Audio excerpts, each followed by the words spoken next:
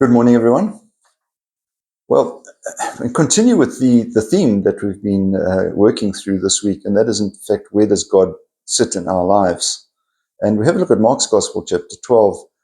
The scribe comes along to Jesus, and in an effort perhaps to catch him out, he says to him, which is the greatest of all the commandments? We're familiar with this. Which is the greatest of all commandments? And Jesus says, well, he doesn't actually pick out one of the 10, but he sums them up. He says, love God first, all your heart, all your mind, all your soul. Second is as important as that, love your neighbor as yourself. So he's actually summing up the commandments. His emphasis is different because the Old Testament readings were all about thou shalt, thou shalt, thou shalt. And so in other words, it's the instructions, very specific. Jesus' teaching says, love God and love your neighbor. And perhaps people might sort of say, well, that's okay, then I love God. That means the 10 commandments are not important. That's not what we said earlier on in the week, where Jesus says, I've not come to abolish the law, but I've come to fulfill it. And the commandment to love fulfills the commandments that we learn. So it's not a question of going through the pecking order of the 10 commandments, or which one is most important to me. They're all important. They may not necessarily be relevant to us personally, but they're all important.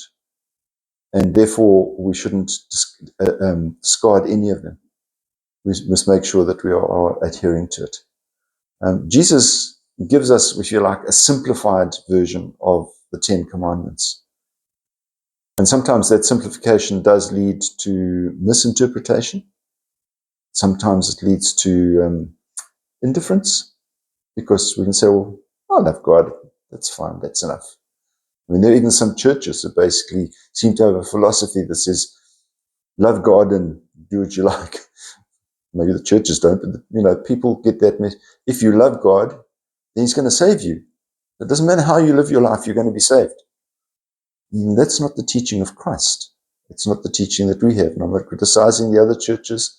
I'm just saying sometimes people get the wrong message. And we need to be very sensitive to the message we're getting and where we're getting it from. Remember that the commandment to love doesn't replace any of the rules. Now, just a quick advert. Tuesday is the penitential service in our parish.